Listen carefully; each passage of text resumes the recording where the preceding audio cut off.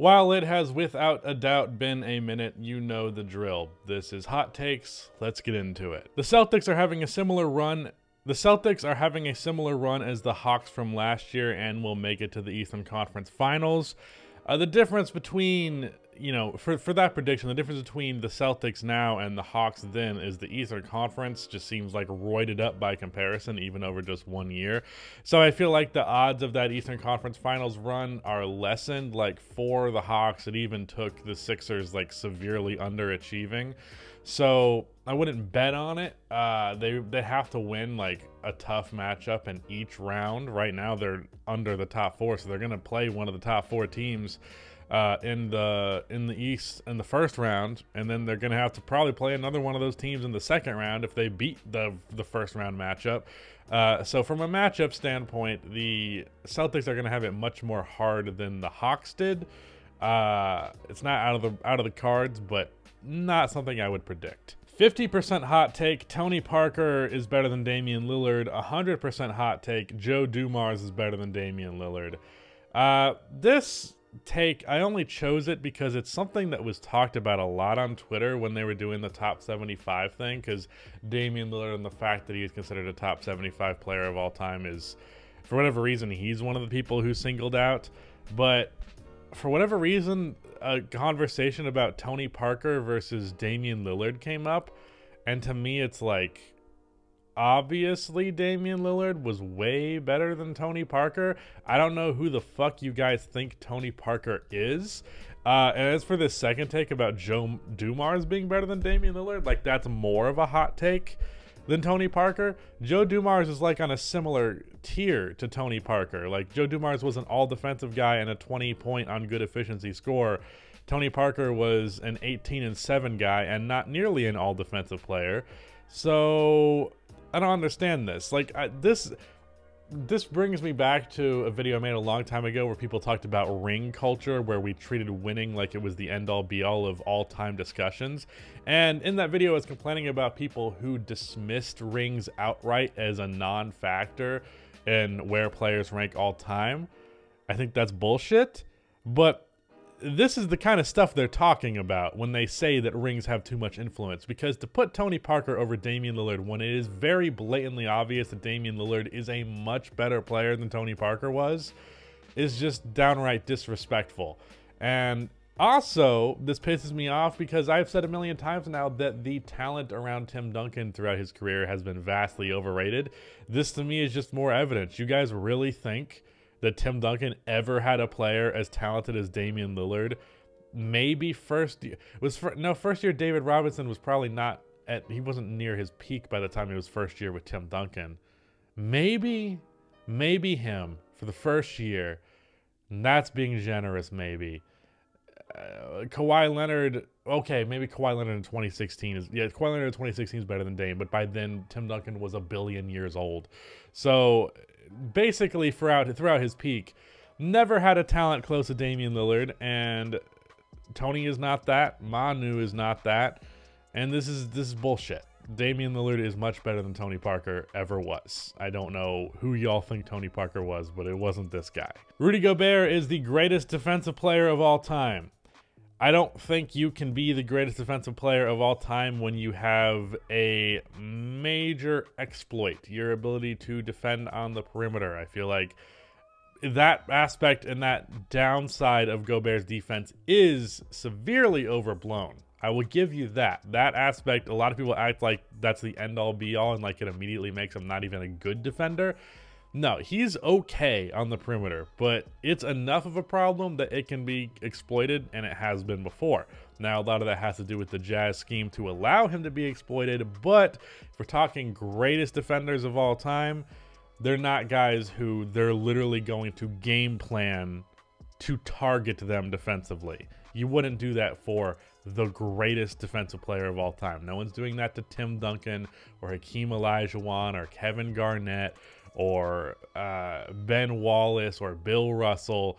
No one was doing that. No one was game planning to target those guys. So, gonna disagree with you on that one. Draymond Green, another one. just to piss people off. The Lakers will regret not getting the John Wall and Christian Wood package that they allegedly offered. Okay, so that was a thing that was reported, and if that's true, I agree that was a stupid thing to pass up because Christian Wood is really good. And the thing that confuses me is I don't know why Rockets fans are so anti-Christian Wood at this point, because he's not much worse than he was last year, and last year everybody loved him. Can a Rockets fan explain that to me? Like, why everybody is anti-Christian Wood all of a sudden? I fully do not get it. And I don't know why the Rockets are trying to move him. Like, to me, if that move went through, that would be the worst trade of the deadline. And there were some stinkers for this deadline. But to trade Christian Wood, getting rid of John Wall is fine, obviously. But to trade Christian Wood basically to get Russell Westbrook and like a first-round pick, that would have been moronic. That would have been an awful, awful, awful trade. And the Rockets almost did that. They tried to do that, and the Lakers said no. Christian Wood is a really, really good player, and one of my favorite he's not really young anymore. He's like 26 now, but one of my favorite players in all of basketball, so I'm pretty tired of him just being like thrown out in this context. Like, what the fuck is going on? Why do you not appreciate the asset that you have here? Maybe he's not exactly on the timeline of your rebuild and you want to trade him, but like, let's not get disrespectful. I don't know if this is a hot take, but Ja this year is better than MVP DRose. Adam, that is absolutely a hot take, and it's one that was discussed quite a bit on Twitter and discussed over on the podcast that I host with Rudy St. Clair and Mojo99, so go check that out. The link will probably be in the description if I remember to do it. That debate was in episode 1, but I think episode 2 is better, and we did that last night, and it's live, so if you enjoy a live podcast, go over there for that. But Ja Morant versus MVP DRose was a discussion we had on that podcast, and I personally fall in the side of I basically think they're tied. I genuinely think Ja Morant right now is very much in the same exact tier as MVP DRose. MVP DRose was a better mid-range shooter, but Ja Morant is a better playmaker. MVP DRose is probably a marginally better defender, but the semantics, that's not really all that important. And, you know, I hate the athletic point guard equals compared to Derrick Rose thing, but, like, in this case, Ja Morant and Derrick Rose is actually a really fair comparison. It makes a lot of sense to draw some parallels between those two. So I personally think those two are basically right neck and neck. And if you want to argue like Ja Morant is more efficient, I think that just comes down to his era and the spacing, and not so much Derrick Rose being like this much more inefficient player. I don't think that this debate deserves the volatility that it does. I think it comes down to MVP Derrick Rose is overrated by a lot of people. He's underrated by a lot by others. He's a very volatile player for seemingly no reason to me in terms of just as a basketball player. And I don't know. I think there's way too many like very overtly aggressive opinions about this debate.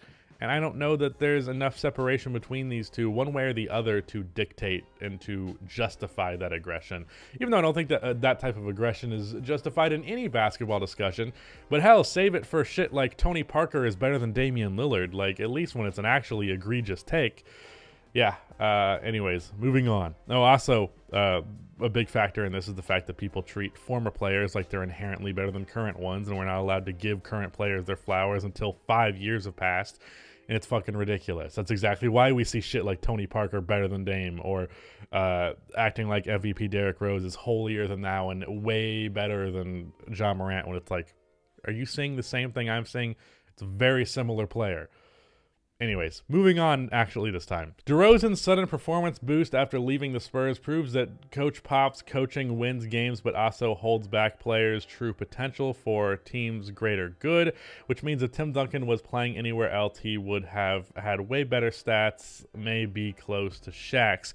Well, I mean, it's not as though DeRozan's numbers were sacrificed for the Spurs to be good, because the Spurs weren't even good. It was more like DeRozan's numbers were sacrificed to have the younger players develop.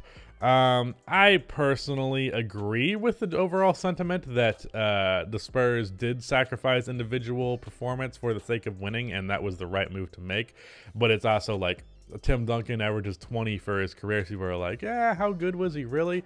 The numbers, nothing about Tim Duncan's numbers other than individual like playoff runs or a few seasons here or there doesn't necessarily jump off the page to you, and that is in part because of Greg Popovich and the Spurs system and the era that he played in. But either way, I do agree that this is true, but I don't agree that DeRozan is like the proof of that. Like, he's the example that proves this. I'm like, there's so many examples of this in the past, and I don't know that DeRozan is the one you go to there. I mean, DeRozan is infinitely better than he was when he was last on the Toronto Raptors, and that's not like we had that argument for the Raptors, so it's not the best example, but I agree with your point overall. The Spurs are the next team to shock the league, similar to the Cavs run this year. I don't know that they're going to quite reach Cavs tier, especially with the depth of the Western Conference. Right now, the East is better than the West, but it's more top-heavy, whereas there's much more of a bloodbath in the lower seeds of the West. I will say, I wouldn't put it out of the realm of possibility. Keldon Johnson is suddenly a three-point sniper and a bully going to the rim. And DeJounte Murray is an all-star player, which I thought was relatively fair after a couple of injuries. I didn't think he was an all-star with nobody hurt, but with people hurt, it made sense for him to be where he was. And there's some good young play. Jakob Poeltl is severely underrated. He's one of the better starting centers in the game. His offense, even as of late, has been more showing signs of real potential. The Spurs are really good. I mean, the Spurs have a couple of players who are really good.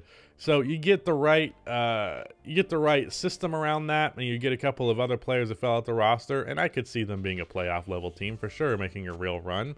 But I wouldn't quite bet on like a Cavs level of ascension, because that's a really big leap that is not common for teams to make. No player in the history of the NBA can consistently guard elite top level players 1 through 5.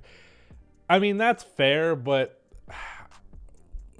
basically when someone says someone can guard someone 1 through 5, they mean, yeah, they can guard that player. But like, very few players could guard, not very few players, no player could guard peak Steph Curry equally as well as they would guard peak Shaq. Like, that player doesn't exist.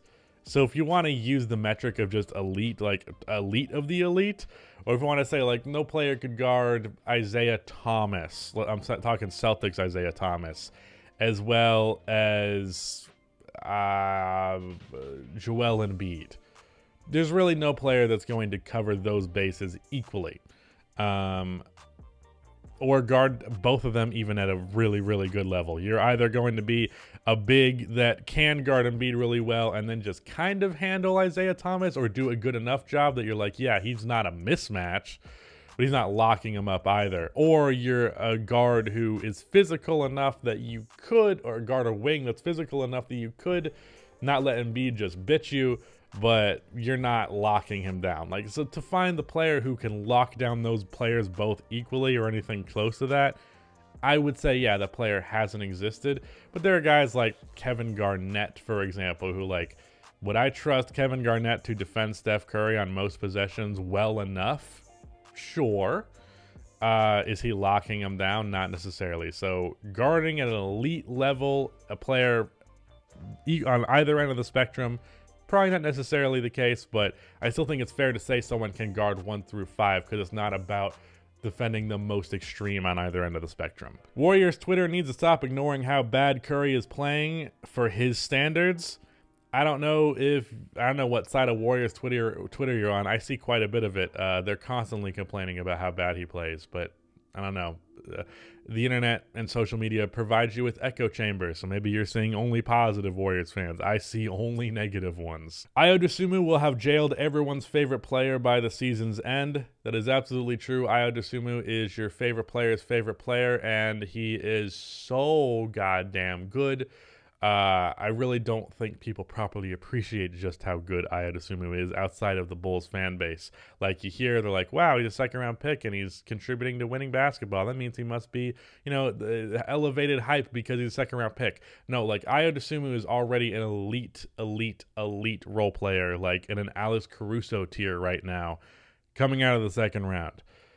Absolutely fucking wild stuff. Anyways, this video ran longer than anticipated, but that was Hot Takes. Goodbye.